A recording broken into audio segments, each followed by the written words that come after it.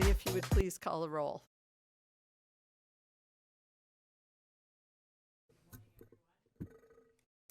Just want to make sure the mic's alive. Thank you. Good morning, everyone. Roll. Chair Lieber. Here. Vice Chair Gaines. Member Vasquez. Present. Member Schaefer. Present. Deputy Controller Emron. Present. Quorum is present, and the board meeting is called to order. We will begin with our Pledge of Allegiance, led by Mr. Schaefer. Place your hand over your heart and follow after me. I pledge allegiance To the flag of the United States of America and to the republic for which it stands, one nation, under God, indivisible, with liberty and justice for all. Thank you. I'd like to go first to brief opening remarks, if members have any. Mr. Vasquez. Thank you, Madam Chair. I'd like to recognize, I know we touched on it a little bit last meeting as well, but, recognize the Black History Month, which acknowledges the Black Americans' important role in our shared history and their accomplishments and contributions in every area of endeavor. In my district, LA County is celebrating Black History Month in a month-long tribute to trailblazers who have influenced the LA community and the world, including tech innovator Dr. Mark Dean, dance icon and activist Alvin Ailey Jr., sports icon Jackie Robinson, inventor Mary Beatrice Davidson Kenner, and of course, our civil rights leader, Dr. Martin Luther King Jr. This month, we celebrate the ongoing efforts of Black Americans who are contributing to more fair and inclusive society that realizes it's a full promise for all. And matter of fact, the city of LA has even gone and even taken on certain days and acknowledging certain leaders. And one of them that we all know up here, our Secretary of State, Shirley Weber, was given a day in LA, the city of LA, I think it was last Wednesday. They recognized it as the Shirley Weber Day, Wednesday. Fantastic. Thank you, Madam Chair. Thank you so much. Mr. Emron? Thank you, Madam Chair. Good morning to you. Good morning to my fellow colleagues, members of the public, and the Executive Director. This month that we celebrate Black history, as Mr. Vasquez was pointing out, the power of Black history is American history. Black excellence, culture, resilience, stories of triumph, heroes known and unknown who inspired this great state and nation. We pay tribute to those countless good-hearted citizens along the Underground Railroad, aboard a bus in Alabama, and all across the country who stood up and sat in to help right the wrongs of our past and to extend the promise of opportunity to all Americans. I want to give a special recognition to all the young African Americans across California. Black history is not something off into the distant past. You are participants of Black history, making history each and every single day. It is alive, something you have the power and responsibility to shape and to wield. So we use this annual February designation to recognize and celebrate the contributions and accomplishments of Black Americans throughout generations who were and are fundamental to our achieved greatness and who have made a lasting, significant imprint on our country and the world around us.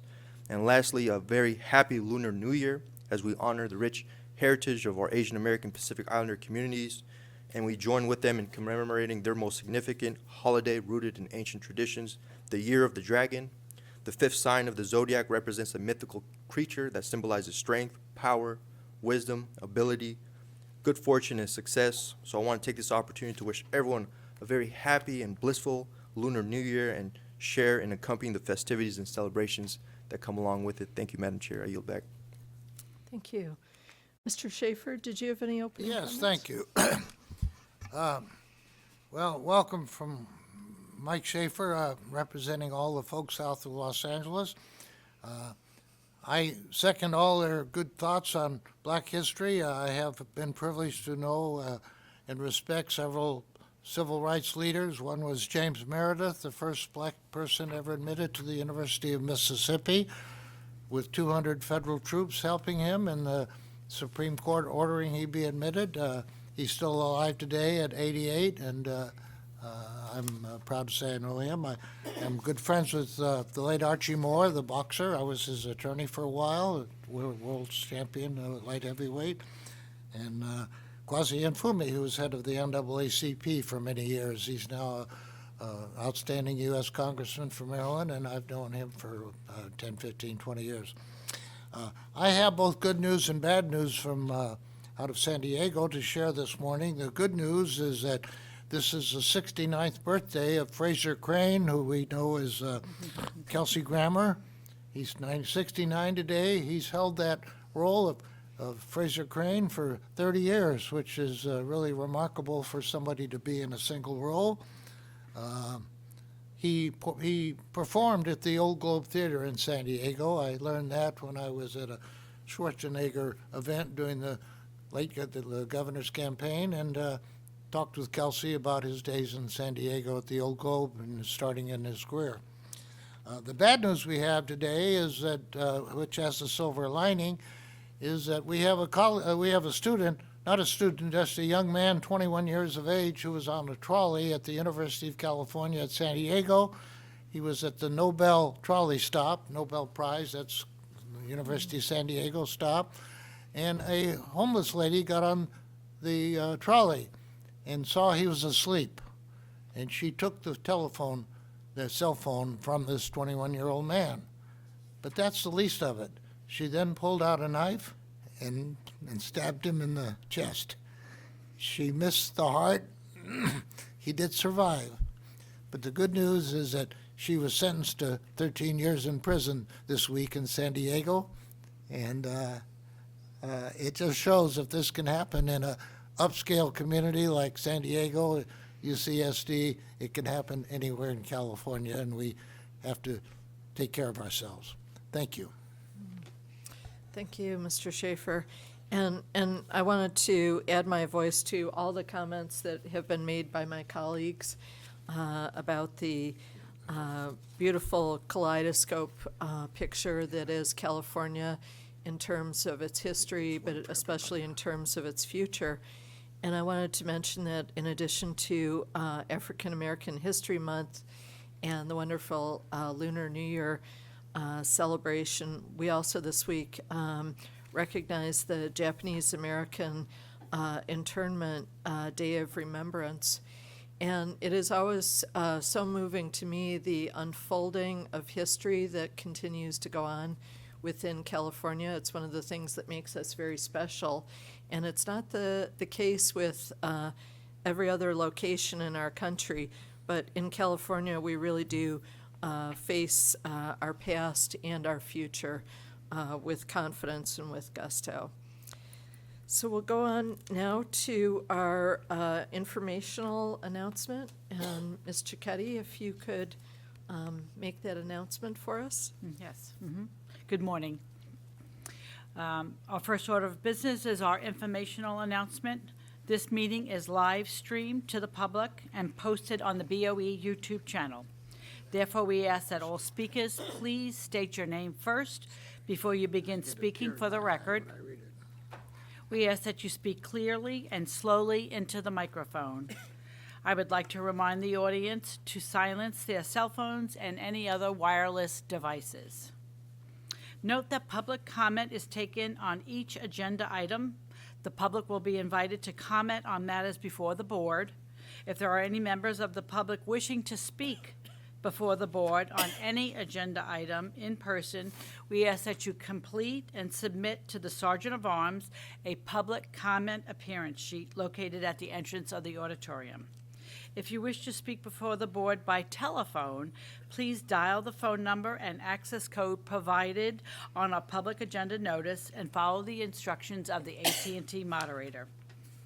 If you intend to make a public comment today using the AT&T moderator, we recommend dialing into the meeting on the teleconference line before the beginning of your agenda item you wish to comment on.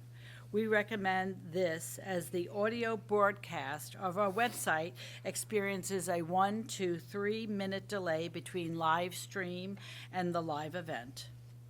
When giving public comments, please limit your remarks to 3 minutes. This concludes the informational announcement. Thank you. Thank you so much. And we'll go on to item 1. This is public comment on matters that are not on today's agenda. Persons who wish to address the Board of Equalization regarding items not on the agenda may do so under this item. Please note that the board cannot act on items that are not on the agenda. However, the board can schedule issues raised by the public for consideration at future meetings.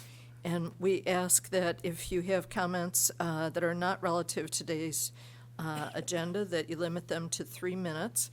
I'm mindful that we did not receive any written comments or have any cards from anyone in the auditorium who wished to make a public comment. So we'll go to the AT&T moderator to see if there's anyone on the line who would like to make a comment. AT&T moderator, is there anyone waiting to make a comment? Thank you. One moment, please. If you do wish to make a comment, please press 1 and then 0 on your touch-tone phone. Again, it's 1, 0. Give me a moment.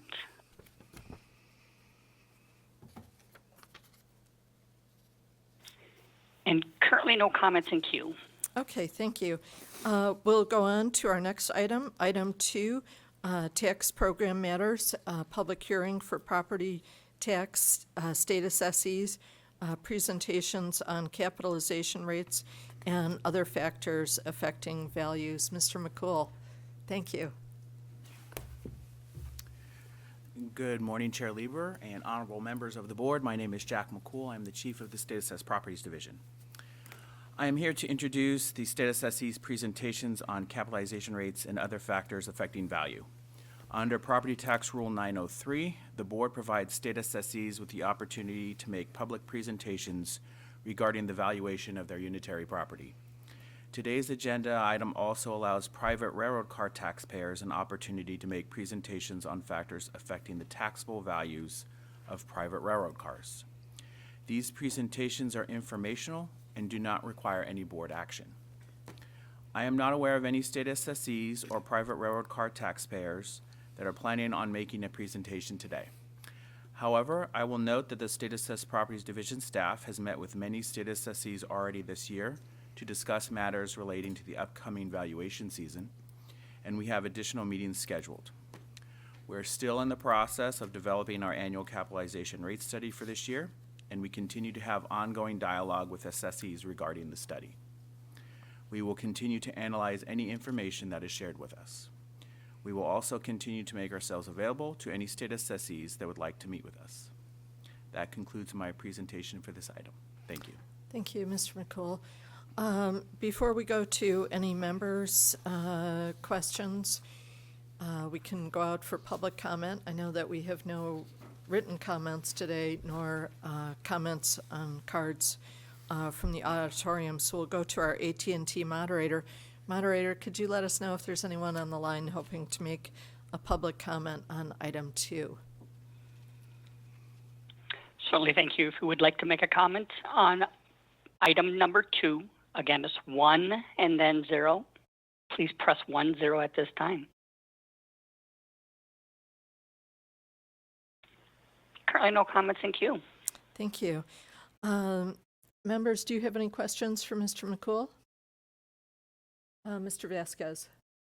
Just a quick one. Thank you, first of all, Mr. McCool. And I was wondering if you're aware of any significant changes that might be coming up in this year, 24-25. There's no significant changes that come to mind so far. As I mentioned, we continue to have some dialogue with assessees on that, just on any general items. Specific assessees have raised specific issues with their company's valuations for the upcoming season. But there's no overarching, big issue that we're seeing this year that's new to us.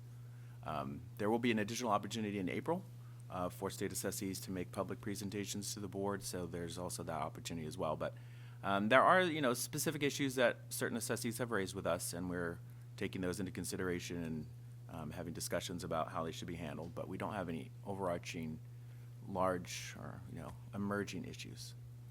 Those issues that they are raising, you know if is there a connection between Prop 19, or is it totally separate? And completely separate. And COVID hasn't played a role in this? No, the COVID issues, we've kind of gone through all those. We're not really seeing any impacts from COVID-19 any longer. So, there's certain things that are out there. Just as an example, we're having discussions with PG&E regarding the extension of the Diablo Canyon nuclear plant. There's some discussions we have to have regarding those type of things. So it's issues along those lines, and that particular issue is related to legislation that the state passed, I believe it was last year. So, there's meetings that we've had with assessees on things similar to that as well, Thank you. of course. Anyone else? Okay, seeing none, thank you so much, Mr. McCool. And we'll go on now to item 3, Southern California Edison Company, item relative to Section 40. And this item is presented by Ms. Wilkman. Good morning, Chair Lieber and honorable members of the board. I am Sarah Wilkman, and I served as the appeals attorney for this case. As you'll recall, Southern California Edison's 2023 appeal was decided by the board in December 2023. This decision was final at the time it was made by this board. However, as the amount in controversy exceeded $500,000 in tax, the board is required, under Revenue and Taxation Code Section 40, to adopt and publish a written decision to the board's website within 120 days of that original decision. This allows for transparency and memorialization of the board's decision. Accordingly, a draft non-precedential written decision has been submitted for your consideration, reflecting the decision and votes as taken by this board in December 2023. I recommend that the board adopt this written decision to fulfill the board's obligation under Section 40. Thank you. Okay, thank you. Members, a recommended motion would be to adopt that decision by staff and to approve publishing the summary opinion in the appeal of Southern California Edison Company. Would anyone like to So make moved. that motion? Mr. Vasquez? Second. Second. Okay, seconded by Mr. Schaefer. We will go out for public comment now. I know that we don't have anyone who's turned in a comment card or who's with us in the auditorium. So we'll go to the AT&T moderator. Moderator, would you let us know if there was anyone who would like to make a public comment regarding item 3? Of course, thank you. Again, it's 10 if you'd like to make a comment on item number 3. Again, 10.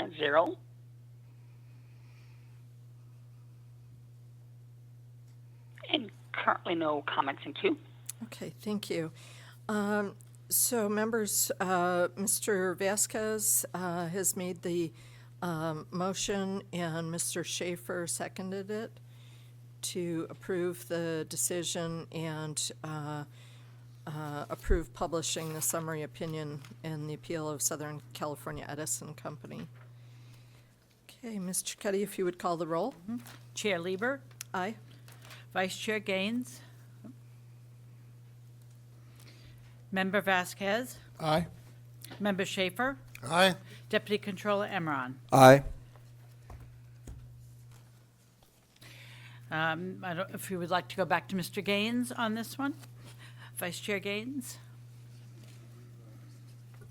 Can you give me a little overview? A second.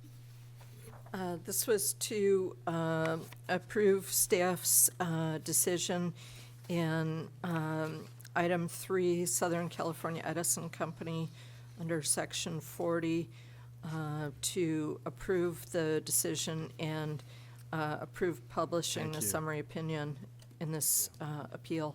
Yeah, that'd be an aye vote. All right. So motion carries. Yes. Thank you.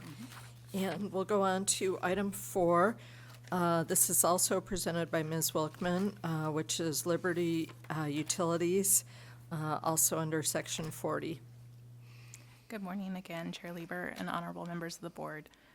Sarah Wolfman, the appeals attorney for this case for purposes of the record.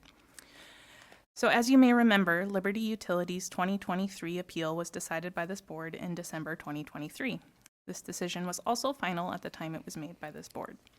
However, the amount in controversy exceeded $500,000 in tax, and so, accordingly, Accordingly, this board is required under Revenue and Taxation Code Section 40 to adopt and publish a written decision to the board's website within 120 days of the original decision. This allows for transparency and memorialization of the board's decision. For your consideration, a draft non-precedential written decision has been submitted, reflecting the unanimous decision of the board. I recommend that the board adopt this written decision to fulfill the board's obligation under Section 40. Thank you. Okay, thank you. Members, the recommended motion is to adopt this decision. And would anyone like to make that motion? So moved. Okay, moved by Mr. Vasquez, I'll second. seconded by Mr. Schaefer, who's the fastest in there. I heard another second, but came in after. And I know that we don't have any written comments or individuals in the auditorium who wish to make a comment. So we'll go to our AT&T moderator. Moderator, would you please let us know if there's anyone on the line who would like to make a public comment regarding item 4?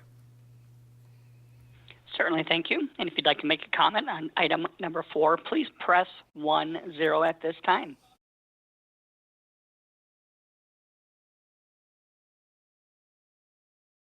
And currently no comments in queue. Thank you so much. And if there isn't further discussion, we could ask Ms. Cicchetti to call the roll. Chair Lieber, Aye. Vice Chair Gaines, Member Vasquez, Aye. Member Schaefer, Aye. Deputy Controller Emron. Aye. Motion carries. And we'll go on now to item 5, which is Crown Castle Fiber, also under Section 40. And Ms. Wilkman, is this you? I had it as Yes. Ms. Yem, but please present. Good morning.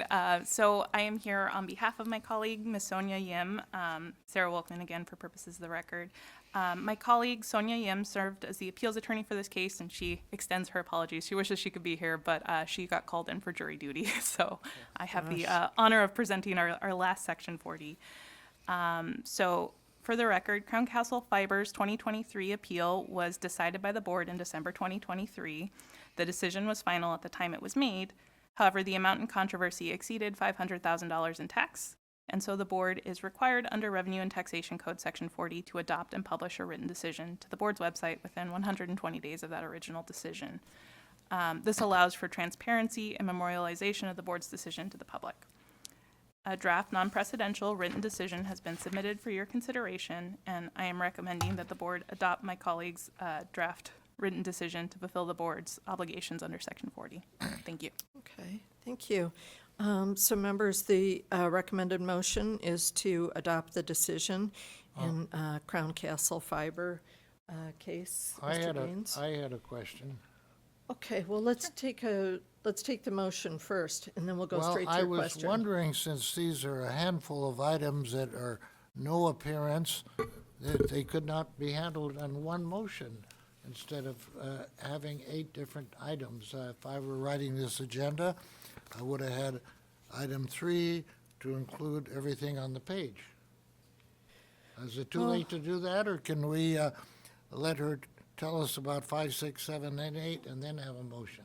Well, I see Ms. Himovitz approaching, so maybe she can tell us why we don't do a little bit of a Sure, consent thank calendar you. there. I'm just for efficiency, okay? Julia Himovitz on behalf of the legal department. So these are separate matters. They do need to be taken as individual votes because they're separate Section 40 opinions. And there could be a question as to one that would not apply to the others. I could see that. Correct. They're separate, so, you know. they I do- just wanted you to know that I was awake. Okay, fantastic. So Mr. Gaines has moved that we adopt the decision and approve publishing of it. Mr. Yes. Emron, did you want to second that? I'll second. Okay, Mr. Emron has seconded. Oh. And I know that we don't have written comments or anyone in the auditorium who's waiting to comment, so we'll go to the AT&T moderator. Moderator, if you would please let us know if there's anyone who would like to speak regarding item 5. Thank you. Again, it's 1-0 if you'd like to speak on item number 5. Again, 1 followed by 0. And nobody queuing up at this moment. Okay, thank you so much. And if there isn't further discussion, we can, ask Ms. Cicchetti to call the roll. Okay. Chair Lieber? Aye? Vice Chair Gaines? Aye. Member Vasquez? Aye. Member Schaefer? Aye? Deputy Controller Emron? Aye. Okay. And thank you so much for those presentations. And we have several items that are constitutional functions coming up here. So I think the plan is to hold on to items 6, 7, and 8 for the moment, and then we'll come back to those. So we're going to go on now to items 9 and 10, which are our consent agenda. And shall we take those as separate items or take them together? We could, I believe we could vote on them together, and then we'll do the presentation after. How about that? Okay, Did that work out fantastic. fine? That sounds very, very good. And we do have a very special presentation and folks with us here on item 10. And we'll first go through the approval of the consent agenda, items 9 and 10. And I think I see a motion from Mr. Emron. So moved. And a second on consent from Mr. Vasquez. And we'll go out for our public comment.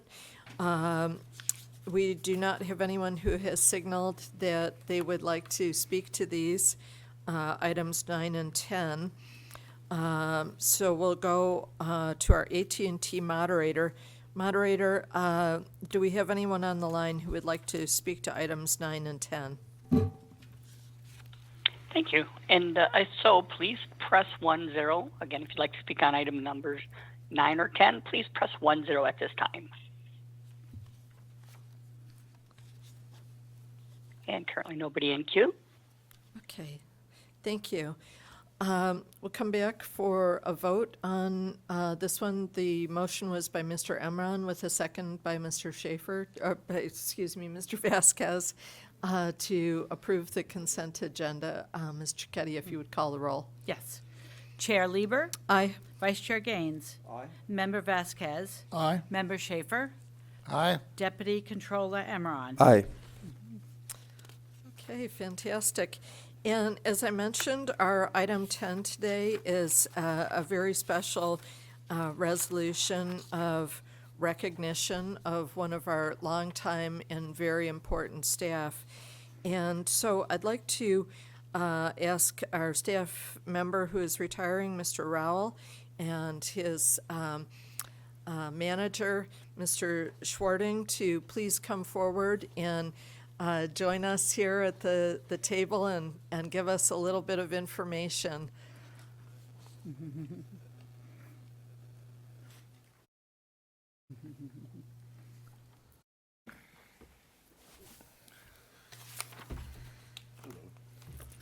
Good morning, and thank you for acknowledging Mr. Rowell.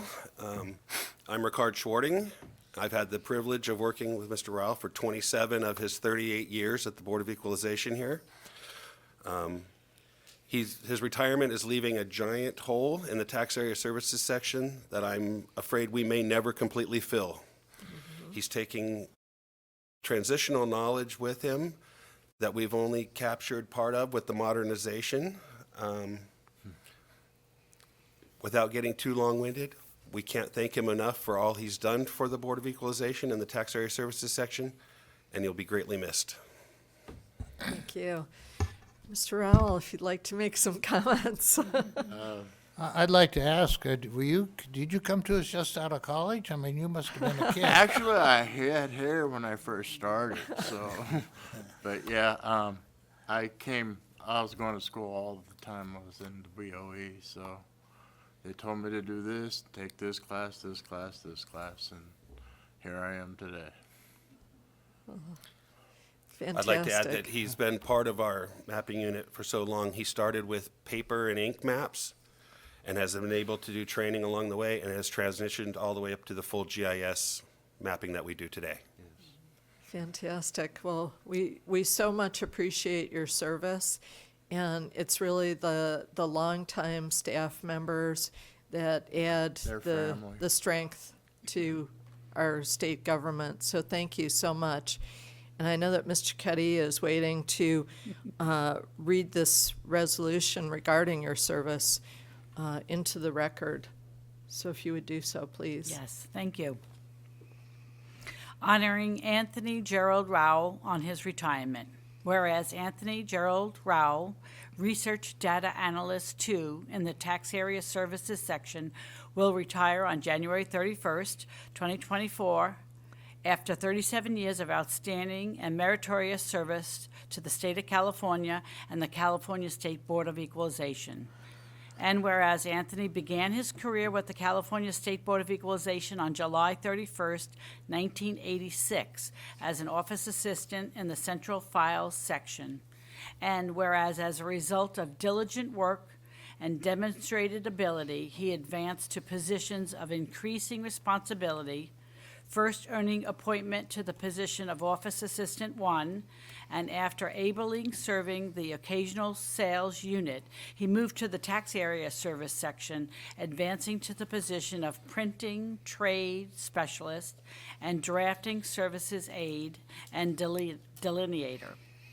Whereas in recognition of his outstanding leadership and proven professionalism, he was appointed to the position of Research Analyst 1 in January 2008 and Research Analyst 2 in April 2014. And whereas throughout this many years of service, Anthony has served the people of the state with fairness and dedication. Therefore, be it resolved that we, the members of the board, do hereby extend to Anthony Gerald Rowell our sincere and grateful appreciation for his dedicated service to the California State Board of Equalization and to the state of California. Our congratulations on his well-earned retirement and our best wishes to him and his family for continued success, happiness, and good health in the years to come. Adopted, Sacramento, California. Well, thank you so much, Mr. Rowell. You deserve every bit of it. Members, I know that we also have Mr. Rowell's family here today, and we're very mindful that the family contributes a lot. And my team members too. 19 family members here. We're very mindful that you contribute a lot to his service as well. So thank you so much. And members, we're going to take a 10-minute break so that we can get our picture taken with Mr. Rowell and do all those good things. So we will reconvene at 10:52. Can I ask a question real quick? Yes, please. Mr. Rowell, can you tell us, because there aren't that many folks that have served that long Right. at the BoE, and you've Well- got to be one of the longest tenured employees. Property Currently. taxes family. Yeah. Yeah, it is family. Absolutely. And we've got a great family, don't we? Uh-huh. Yeah, so thank you for serving, and I know you must be in the top 5 of people that, in terms of the tenure that you I served. think Dave Martin outdid me, so. Okay, all right. Glenna? Oh, yeah, Glenna Schultz. too. Okay, all right, yeah. Yeah. I Thank will, you. yeah. Fantastic. So we'll take our 10-minute break, come back at 10:53, and we'll start out with our photo with Mr. Rowell. Thank you. Thank you. Thank you, members. Yeah.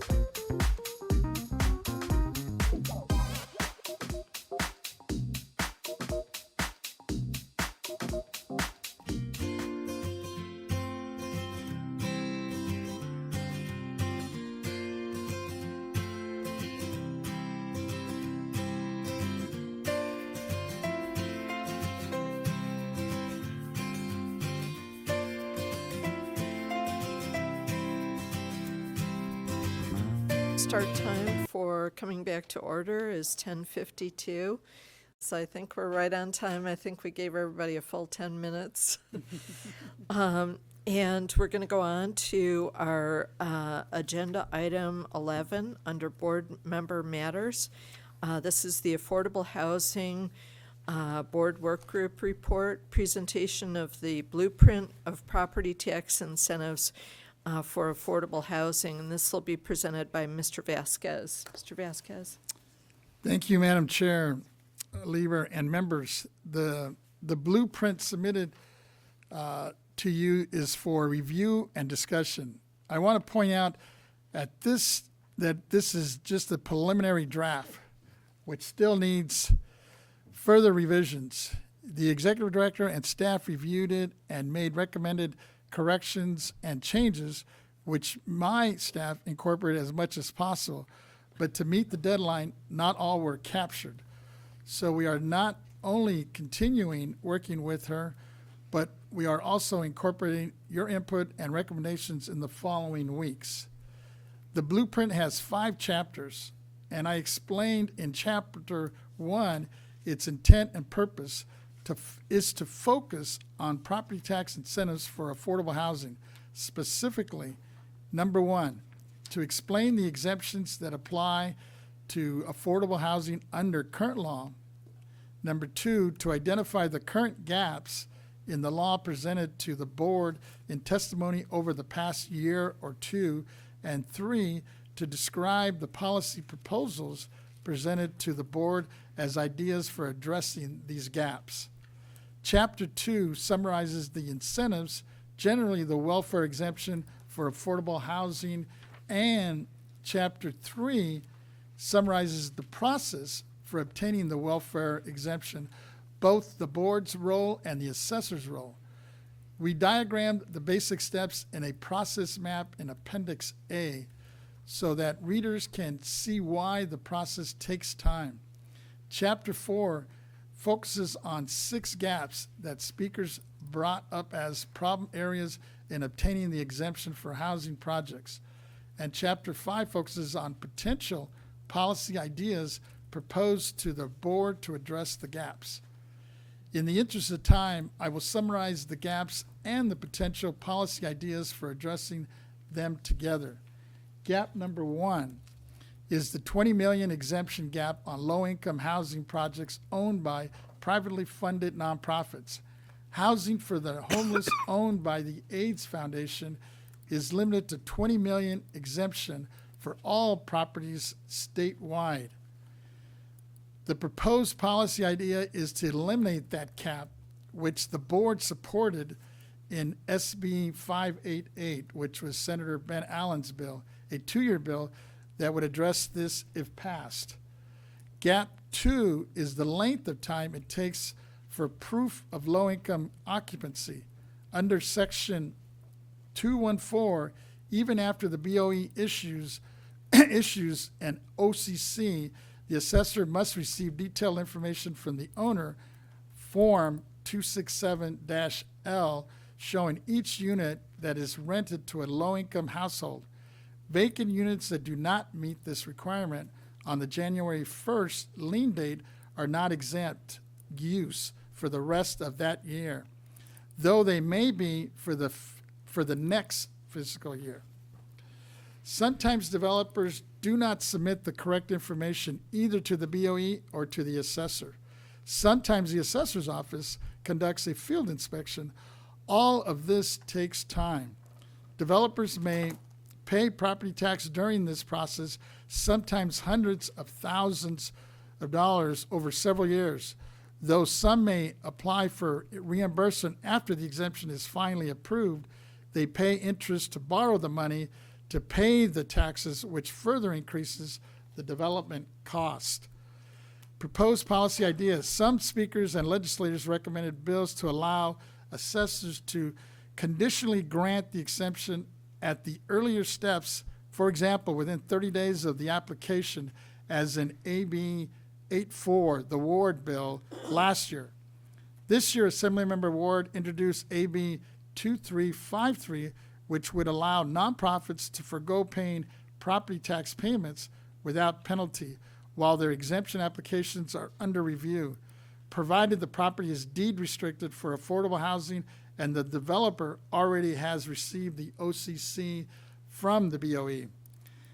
Background on AB 2353 is a tax collector would not be allowed to take any collection action with respect to any delinquent installments of property taxes while the welfare exemption application is under review, and the developer would not be liable for interest or penalties associated with these delinquent installments. Gap 3 is the lack of streamlining provisions for adaptive reuse properties for affordable housing. Several bills were enacted granting by right the approval of new affordable housing, but hardly any provisions exist in exemptions law to streamline the time gap between the date of the change in ownership and the use of the property, and the date project approval occurs on an occupancy by low-income tenants. Even properties currently exempt from the from the religious use or college use are not automatically exempt when the use changes to low-income housing. The owners must separately claim the qualify and qualify for them under section 214G for low-income housing, which is explained what takes time. Proposed policy ideas. Since the goal of adaptive reuse, according to many speakers before the board, is to provide faster and less costly affordable housing, some suggested property tax legislation to provide a full or partial exemption at an earlier point in the development phase of these specific properties. It is not clear whether proposals like AB 2353 would help this. Gap 4 is the lack of incentives for accessory dwelling units for affordable housing. Numerous new laws, including the provision of grant funds, encourage and streamline the development of new ADUs to address the housing crisis. However, the welfare exemption does not apply unless the ADU is sold separately from the primary resident to a qualified buyer and the property was built by a nonprofit corporation. Proposed policy idea. Various speakers proposed the idea of allowing either a partial or full exemption and other property tax incentives, such as a reduction in the property tax assessed on the construction of the ADU for owners who deed restrict the ADU to affordable housing use for rent to qualify for the households. Gap 5 is the lack of exemption for affordable housing projects during construction. Although the Constitution extends the welfare exemption to buildings under construction and underlying land, they are not deemed to be within the exemption until after the BoE certifies the organization and the assessor determines the use and occupancy. Proposed policy idea. The board received input requesting possible legislation for a partial or full exemption for nonprofit affordable housing projects at the start of construction, provided the land is deed restricted to low-income use and the owners certify under penalty of perjury that the property use will satisfy the conditions in the statute. AB 2353 Ward, which would allow nonprofits to forgo paying property taxes while their exemption applications are under review, provided the property is deed restricted for affordable housing and the OCC has already been approved by the BoE, may also address this gap. Gap number 6, current incentives and administered on a case-by-case basis. There are now about 36 different state-sponsored affordable housing programs, and various complaints were made about the complexity of the current process. However, current law is not set up as a one-size-fits-all, as in some states. Both BoE and assessors must determine whether the property ownership and property use qualify for the exemption on a case-by-case basis, which leaves some gaps depending on the type of project. Some speakers proposed a blanket exemption for all low-income housing that met certain criteria. Others suggested a startup exemption for all to incentivize construction the first 10 years of operation, but allow longer terms for housing the homeless. Most practical and immediate was a proposed action item encouraging the board to engage with the legislator and the assessors to develop policy and solutions for all stakeholders. In closing, I thank you for your review and welcome any comments, questions, or suggestions. This is only a draft, and I intend to incorporate your input as well as the input from the BoE staff and from our stakeholders over the next month or so before bringing it back for a final review and possible adoption either in March or April. With that, I'll turn it back over to the chair. Okay, thank you. Members, are there questions or comments? I want to Mr. thank Tony Vasquez? for bringing that to our attention, and I think we're doing a good job. Thank you. I Mr. also Emra? want to recognize Member Vasquez for your leadership on this issue. I think it's very, very comprehensive here. You're laying out the issues and actual solutions here, too. I think you made a great point about the incomplete applications, whether that comes to the BoE or the assessor's office, and that's something we can continue to work on, too, to expedite the process and make sure these applications for welfare exemptions are completely filled out and ready to be processed in an expedited manner. Thank you. Mr. Gaines, Yeah, did I you just comment? want to thank you for continuing to bird dog this. Yeah, and it's an important issue. It's a real challenge in California, especially given the cost of housing and targeting veterans and making sure that they're being taken care of is just so important.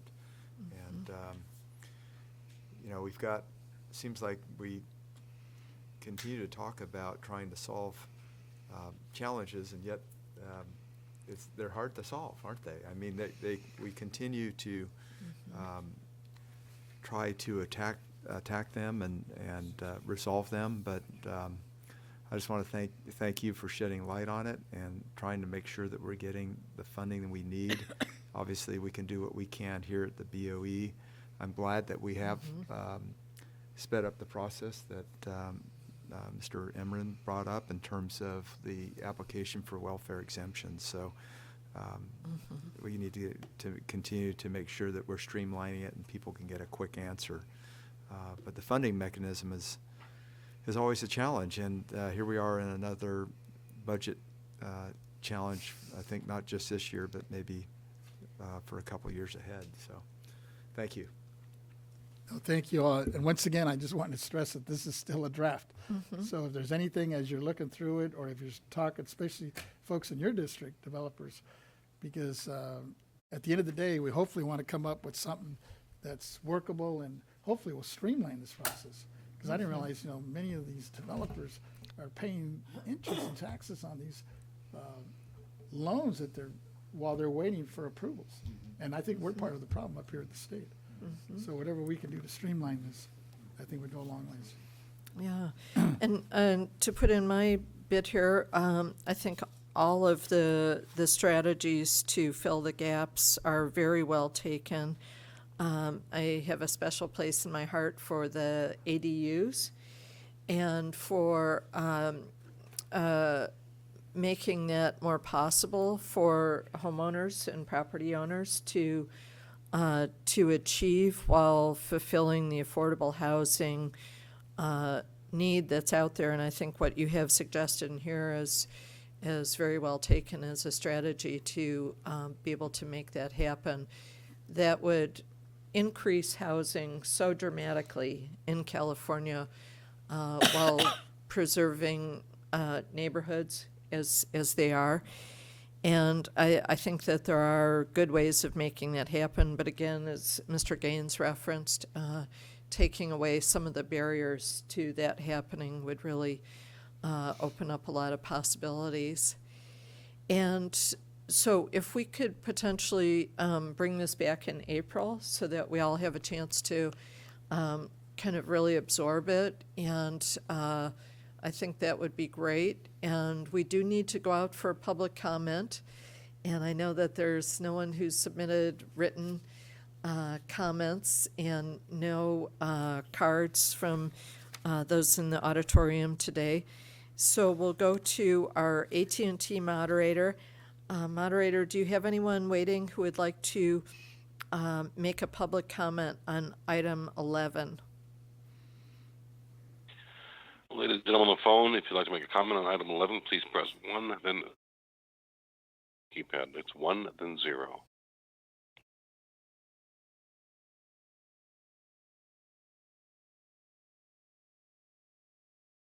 And Madam Chair, we have no callers queuing up at this time. Okay, thank you. Well, we'll bring it back to the board. And Mr. Vasquez, do you have any closing comments? Just in closing, just want to thank my colleagues up here on the board, as well as staff and and all the stakeholders, for those that are listening, you know, for your involvement, your participation, your testimony, because at the end of the day, this is, I'm hoping it'll be a document that will be useful, especially for the development community, and hopefully make a dent. Because, you know, every year we keep falling further and further behind on the affordable units. Yeah, absolutely. Well, thank you so much, Mr. Vasquez, and we will see this item back in April. And members, I think we have Controller Cohn with us, and we have 3 items, 6, 7, and 8, that are constitutional functions. And so Mr. Emron has left the dais. And good morning, Controller. And Ms. Cicchetti, if you would please make the announcement about remote participation. Yes. Good morning. If a member of the board attends the meeting by teleconference from a remote location, the member shall disclose whether any other individuals 18 years of age or older are present in the room at the remote location with the member and the general nature of the member's relationship with such individuals. Therefore, Controller Cohn, is there anyone 18 years of age or older present in the room at your remote location? If yes, please state your relationship with such individual. Thank you. Yes, I'm happy to report my CHP, head of my detail, Officer Anthony Ruiz, is with me. Thank you. Members, we'll go to item 6. This is San Diego and Imperial Valley Railroad Company, Inc. Audit property tax non-appearance matter. As we mentioned, this is a constitutional function. Contribution disclosure forms are not required pursuant to Government Code Sections 15626, and this will be presented by Mr. McCool. Thank you. Good morning again, Chair Lieber and honorable members of the board. My name is Jack McCool, Chief of the State Assessed Properties Division. The State Assessed Properties Division performs routine audits of state assessees under the authority of California Revenue and Taxation Code Section 828 and Government Code Section 15618. The purpose of a property tax audit is to determine the accuracy, completeness, and reliability of the financial data furnished by state assessees and used by the board in the valuation process. Audits also include an internal review of the methods, calculations, and assumptions used by the State Assessed Properties Division. Before you today for your consideration are property tax audits completed by State Assessed Properties Division staff. The assessees have been presented with a copy of the audit report and provided an opportunity to provide additional information in response to the audit report. None of the assessees provided additional information. Upon adoption of each audit, the assessee will receive official notice of their value change and are provided 50 days in which they may appeal.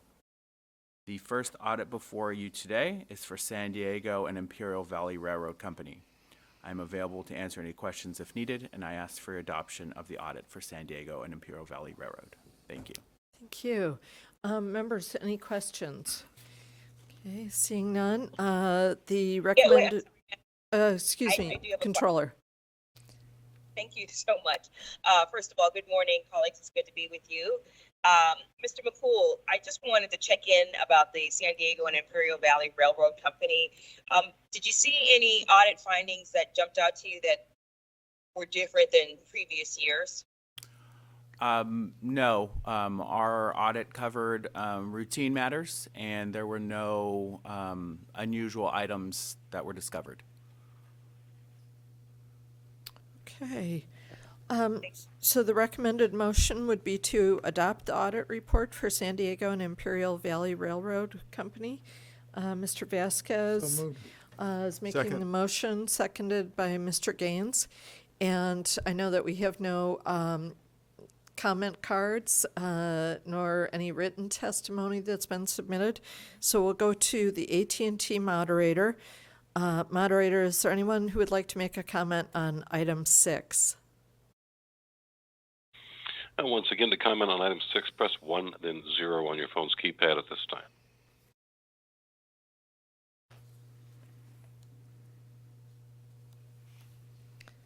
And Madam Chair, again, we have no respondents on the phone. Okay, thank you. So members, Mr. Vasquez has made the motion and Mr. Gaines seconded it to adopt the audit report. Ms. Cicchetti, would you call the roll? Yes.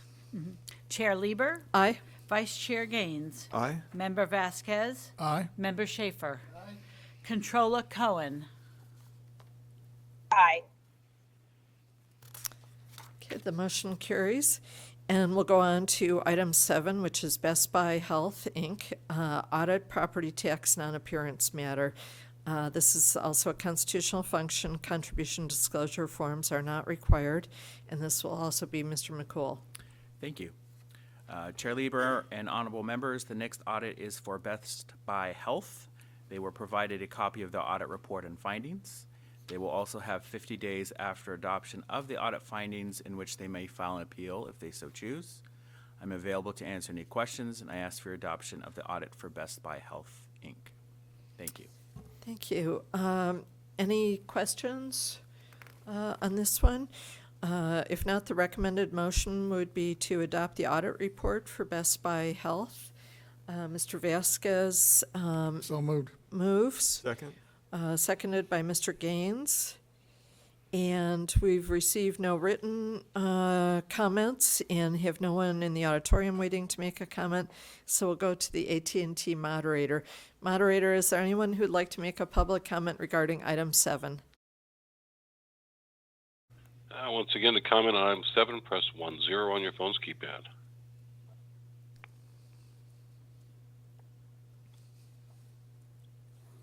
Madam Chair, we have no callers responding. Okay, thank you. We'll bring it back to the board. Mr. Cicchetti, if you would call the roll. Chair Lieber. Aye. Vice Chair Gaines. Aye. Member Vasquez. Aye. Member Schaefer.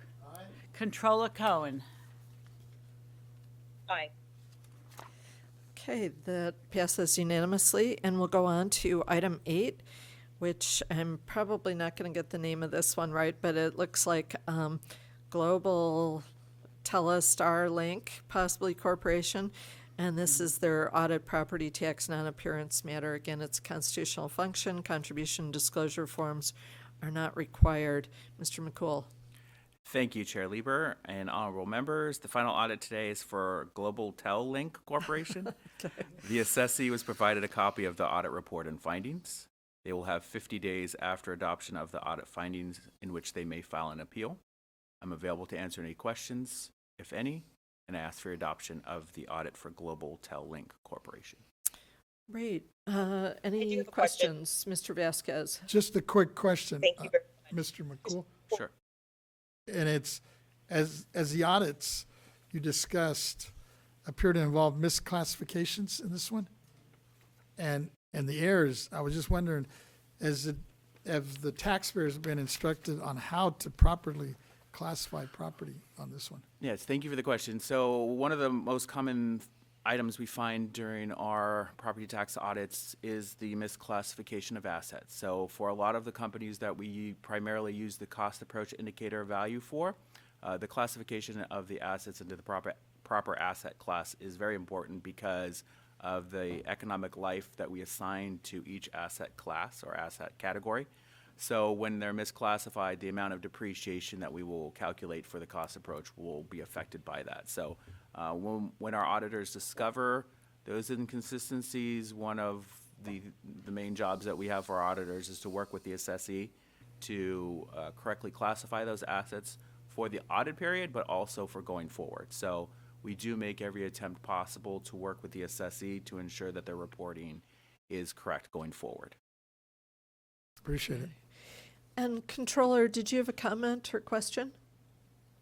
Yeah, I do. It was actually along the lines of the classification and other reported errors that is in section 4 of the audit findings. I was hoping that staff could expand a little bit about what they saw. I heard the response that they said to Mr. Vasquez, but I was wondering if they could give a little bit more context into how this happens, how the misclassification of these assets happen. I specifically want to know,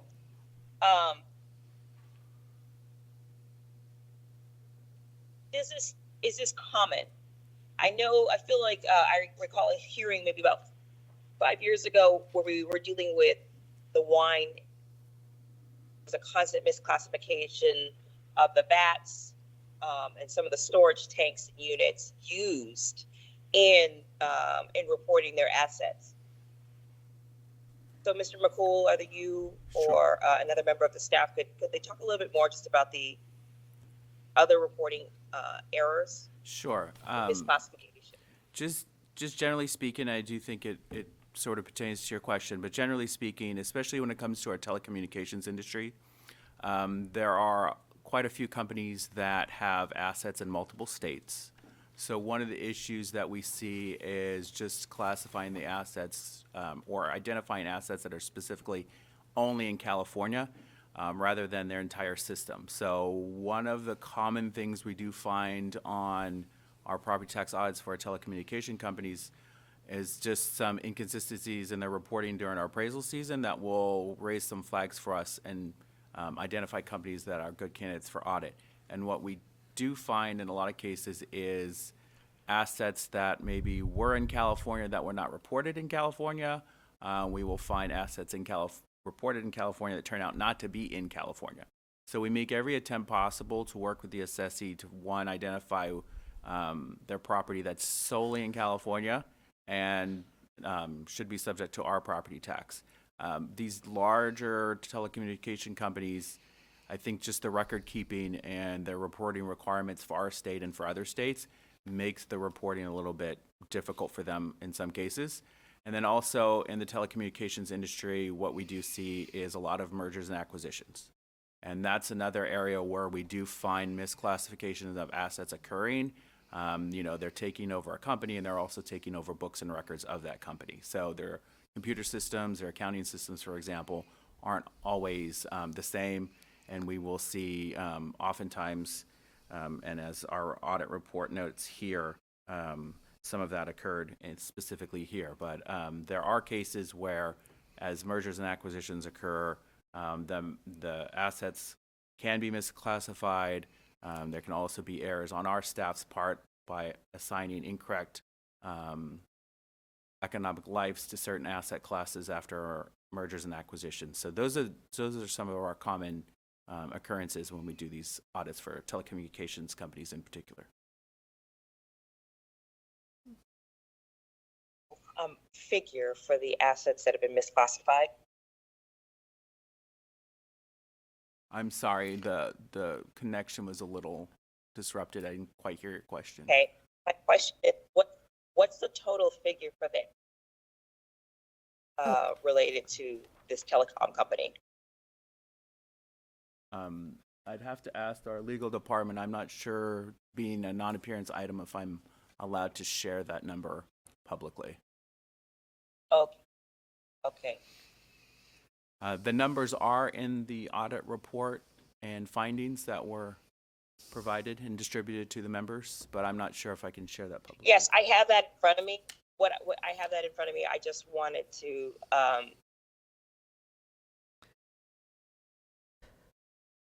I really want a clarification on it because it's a little bit just confusing. What this particular company looks like, there's always an audit adjustments from year 2022, 21, and 20. And so my question is how do we begin to kind of adjustments being needed? How do you present them from moving forward? Yeah, so going forward, part of our audit process is to work with the assessee to identify the inconsistencies in their reporting.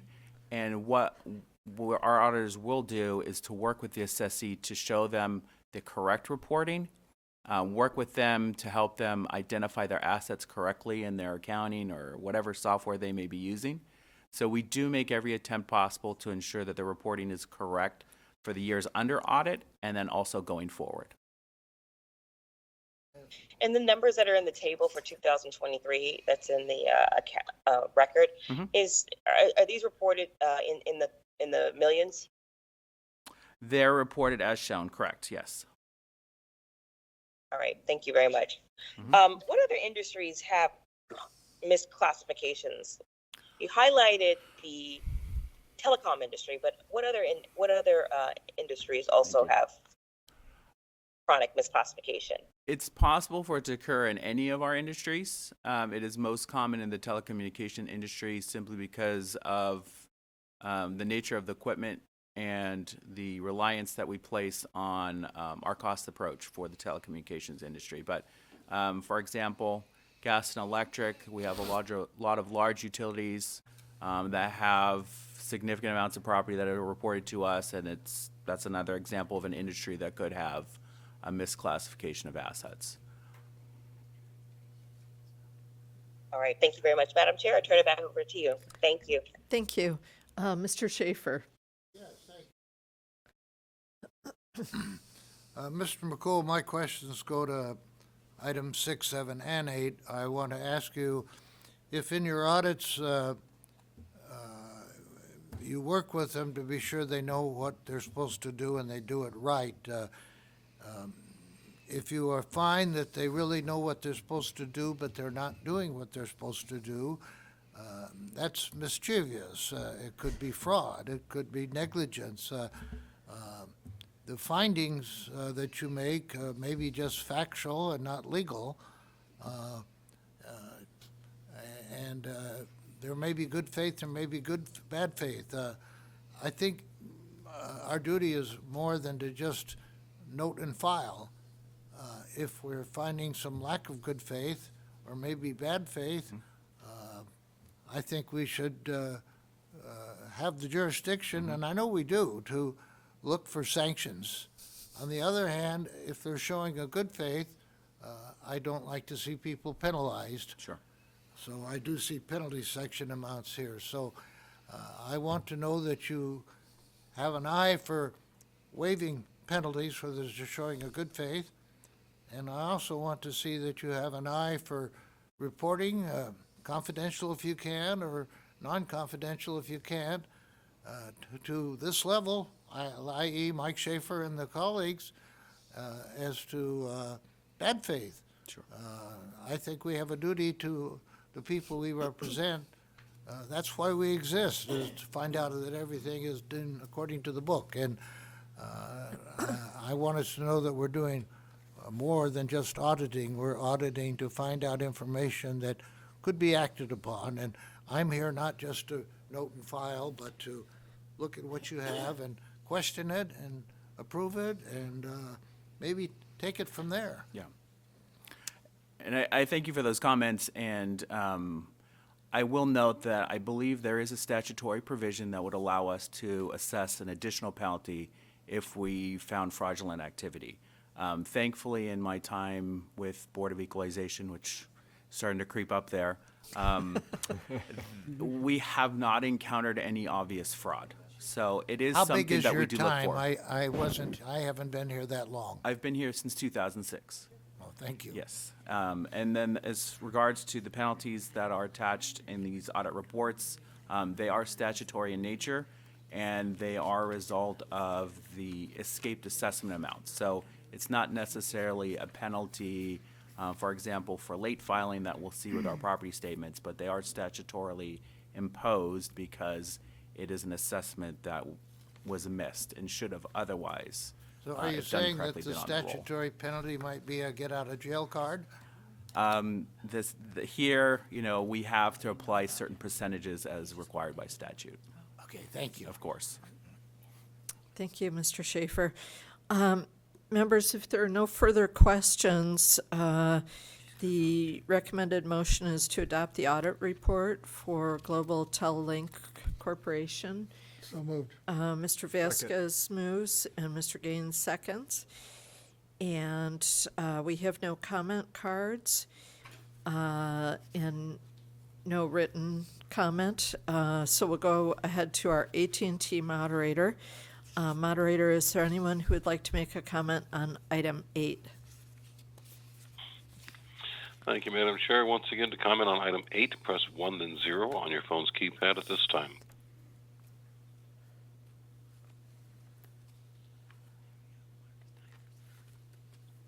And we have no callers responding. Okay, thank you. So members, Mr. Vasquez has made the motion to adopt the audit report for Global Tel-Link Corporation. Mr. Gaines has seconded it. Ms. Cicchetti, if you would please call the roll. Yes. Chair Lieber? Aye. Vice Chair Gaines? Aye. Member Vasquez? Aye. Member Schaefer? Aye. Controller Cohen? Aye. Okay, thank you, members. Thank you, Controller. That concludes our constitutional items. And we'll go on. Before we excuse go me, Mr. forward, Cuddy? yes, thank you. I hate to interrupt, or I apologize for interrupting. I wanted to let you know that someone from item 11 has appeared in the auditorium and wanted to make a public comment and wanted to see if you are happy to go back and open up item 11 for public comment so we could receive public comment. Yes, members, if there's no objection, we'll go back and open up the public comment for Mr. Mark Stivers, Director of Advocacy from California Housing Partnership. Mr. Stivers. Thank you, Chair Lieber. Mark Stivers with the California Housing Partnership, and I had been in contact with staff about just making a couple comments about how we could improve the welfare exemption for affordable housing developers. I believe you're working on a report, and so I just want to say there are 3 things that are basically important to us, one of which is included in a bill that was just introduced, and then 2 more which we're not working on this year, but we hope to get your support for to move in the future. So the first item is that when affordable housing developers apply for the welfare exemption, it can take a couple years to get approval. And they pay the taxes for that entire time, 2 or 3 years, often in the hundreds of thousands of dollars, invariably to be reimbursed when that application is approved. And that we have to often borrow that money to be able to make those tax payments, and then we pay interest on that during that time. And so what we've come up with in talking with the county assessors and with the tax collectors is a proposal embodied in AB 2353 by Assemblyman Ward that would allow developers to not pay their taxes during that application period without fear of penalty or collection action. And that seems to have the agreement of the various parties, so we're hopeful that that bill can move more forward, and we would love to have the board's support for AB 2353. The other 2 items have been in legislation in the past. We are not pursuing them this year, but we still would like your support conceptually for them. One is that the welfare exemption for affordable housing applies from the date construction starts. But oftentimes our developers are buying the land up front, deed restricting it for affordable housing, and then they need a couple years to go through the local land use entitlement process, put all their financing together before they can start construction. So we are paying taxes for a number of years on the land that just adds to the cost of affordable housing when we already know that this is going to be deed restricted. And so what we would like to be able to do is to be able to have the welfare exemption begin from the date of deed restriction rather than the date construction starts. And then the third item that we are hoping to do is that when tenants move into affordable housing, they have to be income qualified, right? Their income has to be below whatever the target is for that unit.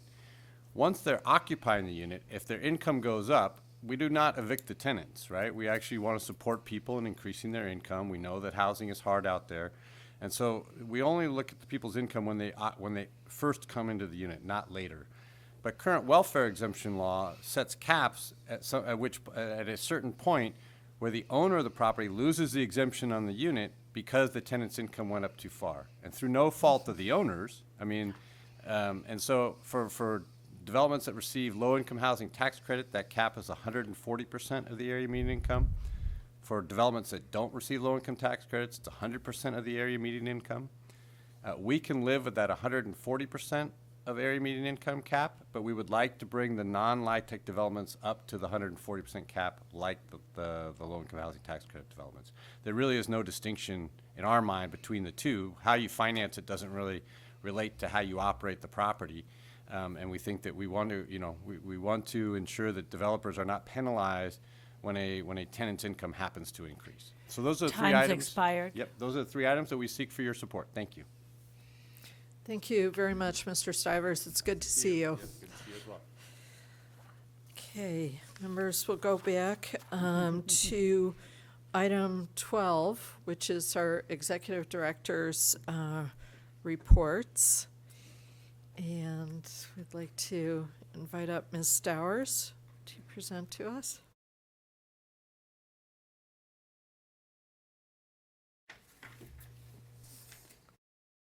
Good morning. It's still morning. Good morning, Chair Lieber, honorable members. I'm Yvette Stowers, Executive Director. For today's report, I'd like to highlight an important upcoming event. On March 20th, 2024, the California Taxpayers Association, Caltax, will have their 98th annual meeting and breakfast with the board members. You guys have been invited to join them for the 20th around, I believe, 7:30 a.m. Later that afternoon, I will be there as Executive Director, joining leadership from the Franchise Tax Board, California Department of Tax and Fee Administration, and Office of Tax Appeal on a panel discussion titled An Update on California Tax Administration and Appeals. As always, we appreciate the opportunity to attend this annual event, as it is an excellent opportunity to connect with our stakeholders. I will continue to keep your offices up to date on details of this upcoming event. Members, I would also like to announce that I have named Norm Scott as our acting chief counsel.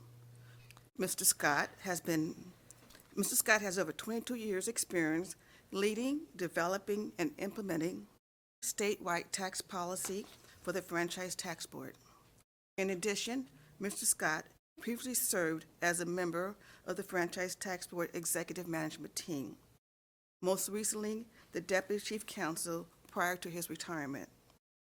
Since 2021, Norm has been working with the BoE Legal Department, specializing in governance and general counsel. I expect to recruit and permanently fill the position of Chief Counsel within the next 4 to 6 months, depending on how quickly the recruitment process takes. I also want to take the opportunity to thank former Chief Counsel Henry Najo for his years of service to the BoE and wish him well and the best in his future endeavors. Members, that concludes my report for item 12. My management team will provide updates on their respective operational priorities. I'm available to answer any questions that you may have. Thank you. Any questions, members, on this item? Mr. Schaefer.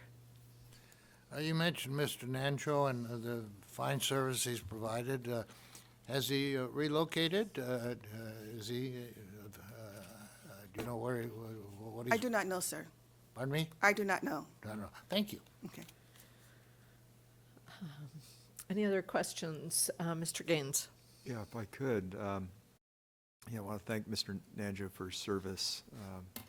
And I also just wanted to get a better understanding of the next step. So we've got Mr. Scott as our chief counsel, but you mentioned that was interim? Yes, interim, yes. So what would be the next step? The next step, besides him leading in the legal department over the next 6 months, is to put together a recruitment package. As you know, we're merit-based hiring, so we will do the advertisement through CalHR and other avenues that we like to recruit at. LinkedIn, different publications, be reaching out to various organizations, the bar. I have no shame. I'll be reaching out to other tax agencies. And of course, we have some strong internal candidates as well. Wonderful. Well, I just want to thank Mr. Scott for stepping up and serving in that capacity. Yeah. Thank Would you like to say a few words, Mr. Scott?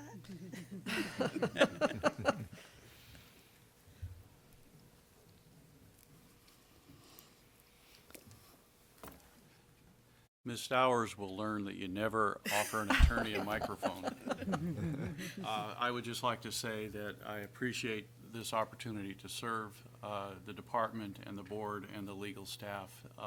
And my goal during this time is to make the transition to a new and permanent chief counsel as smooth as possible. And I look forward to working with all of you and the legal staff and all of the staff of the Board of Equalization to make that happen as quickly and efficiently as possible.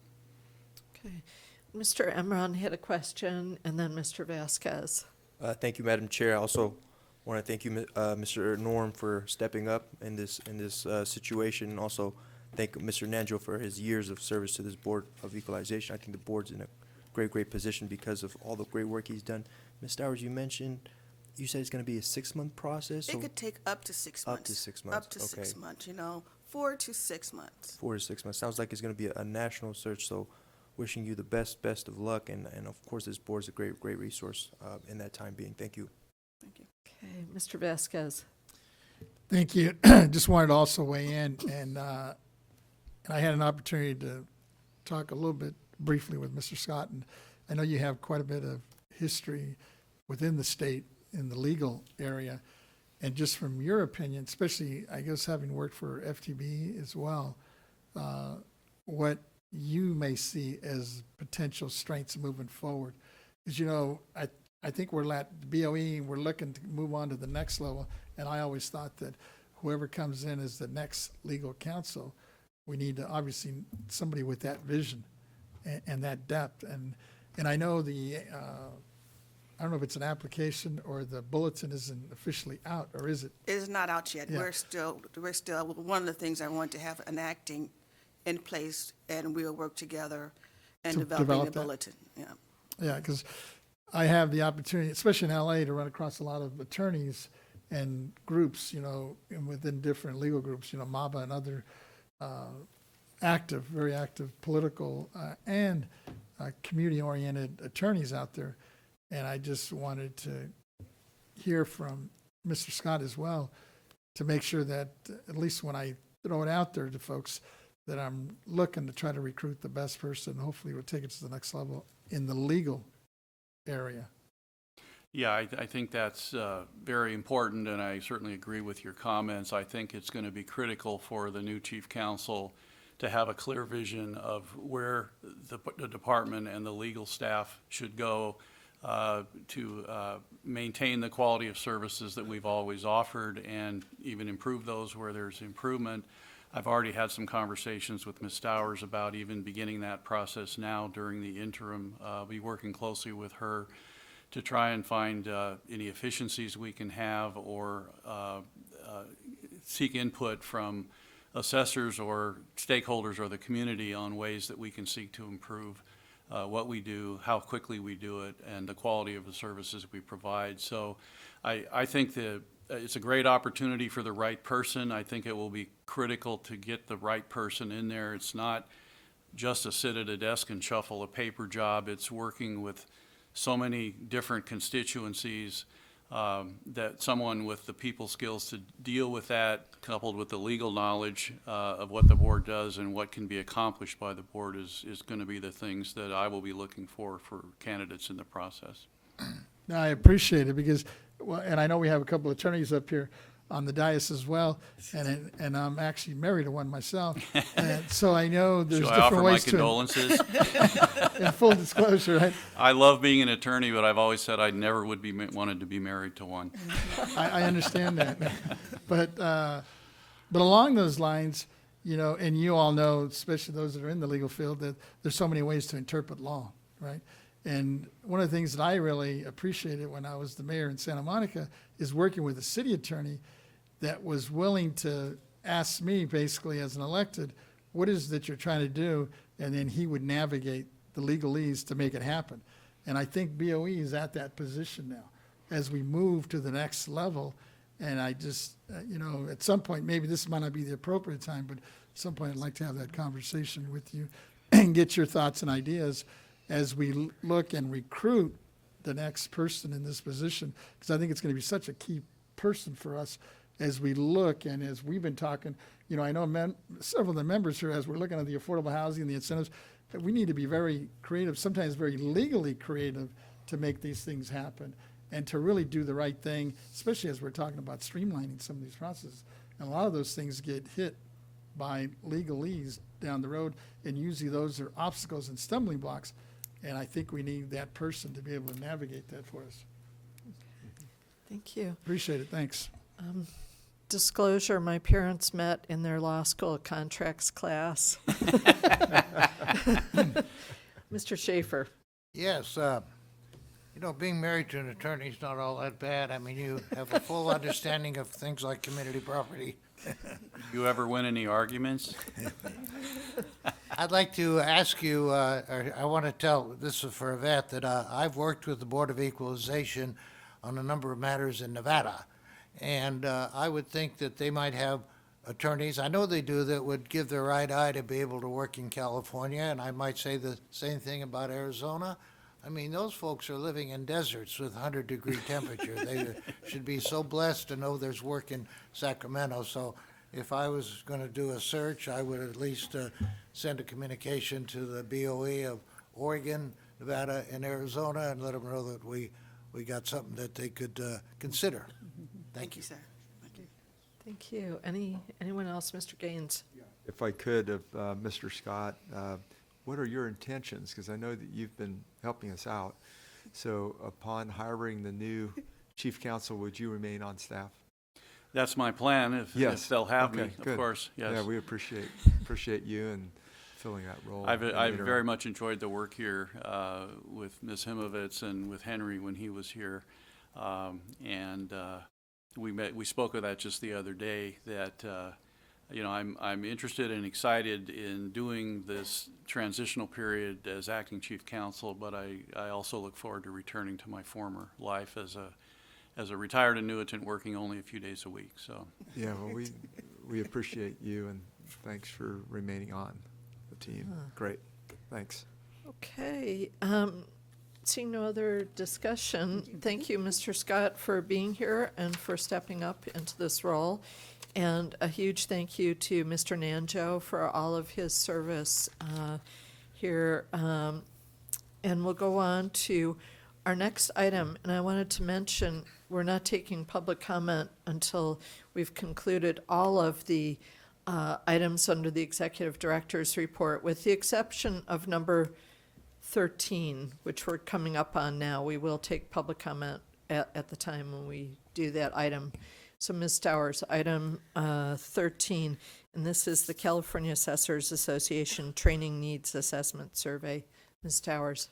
Thank you, Chair Lieber. Yes, members, this presentation is for informational purposes only, and board action is not required at this time.